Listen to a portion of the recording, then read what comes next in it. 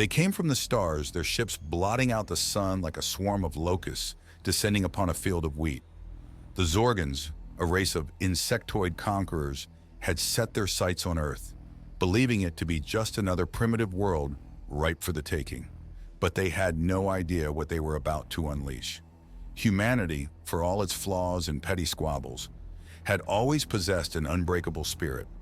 It was a spirit forged in the crucible of adversity, tempered by the fires of war and hardship. And now, as the Zorgans rained down destruction upon their cities, that spirit was about to be put to the ultimate test. In the ruins of New York, a lone figure stood amidst the rubble, her eyes blazing with a fierce determination. Her name was Samantha Reeves, a former Marine who had seen her fair share of combat. But nothing could have prepared her for the sight of alien ships descending from the heavens like angry gods. As the Zorgans began their assault, Samantha rallied the survivors around her, forging them into a makeshift resistance. They took shelter in the subway tunnels and abandoned buildings, scavenging for weapons and supplies. And all the while, Samantha kept them focused on one goal: to make the invaders pay for every inch of ground they took. In the days that followed, stories of human resistance began to spread like wildfire. In London, a group of civilians armed with nothing but Molotov cocktails and makeshift spears managed to take down a Zorgan scout ship. In Tokyo, a team of hackers infiltrated the alien communications network, feeding false information to the invaders and sowing chaos in their ranks. But for every victory, there were countless defeats. The Zorgans were relentless, their weapons far more advanced than anything humanity had ever seen. Cities fell one by one, their populations either killed or enslaved. And yet, even in the darkest of hours, humanity refused to give up. Samantha knew that they couldn't win this war through conventional means. The Zorgans were too powerful, too numerous. They needed something more, something that could turn the tide of the conflict. And so she began to search for answers in the most unlikely of places. In the depths of the Amazon rainforest, Samantha met a man named Dr. Gabriel Santos, a brilliant scientist who had been studying the Zorgans' technology. He had discovered a weakness in their armor, a tiny flaw that could be exploited with the right weapon. But creating such a weapon would require resources and facilities that the Resistance simply didn't have. Undeterred, Samantha and Dr. Santos set out to gather what they needed. They raided military bases and research labs, stealing whatever technology they could get their hands on. And slowly but surely, they began to build something that could change the course of the war. As the Resistance grew in strength, the Zorgans began to take notice. They sent their most feared warrior, a creature known only as the Reaper, to hunt down and destroy the human rebels. The Reaper was a monster, a genetically engineered killing machine that had never known defeat. But Samantha and her team were ready for it. They lured the Reaper into a trap, using themselves as bait. And when the creature was finally within range, they unleashed their secret weapon, a sonic cannon that shattered the Reaper's armor like glass.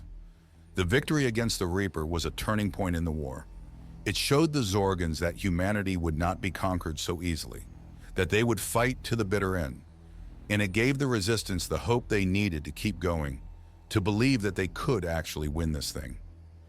As the conflict raged on, Samantha and her team continued to strike at the Zorgans whenever and wherever they could. They sabotaged supply lines, assassinated high-ranking officers, and generally made life a living hell for the invaders. And slowly but surely, the tide began to turn. But the Zorgans still had one final trick up their sleeve, a doomsday weapon that could wipe out all life on Earth in a matter of seconds. And as the Resistance prepared for their final assault on the alien stronghold, they knew that everything they had fought for hung in the balance. The Resistance had gathered in a secret underground bunker, their faces grim with determination. They knew that this was it, the moment of truth. Either they would succeed in destroying the Zorgans' doomsday weapon, or all of humanity would perish in the blink of an eye. Samantha stood at the head of the room, her eyes scanning the assembled fighters. They were a ragtag bunch, civilians and soldiers alike, united by a common cause. And as she looked at them, she felt a swell of pride in her chest. "We've come a long way," she said, her voice ringing out in the stillness. "We've fought against impossible odds, and we've never given up. And now we stand on the brink of victory.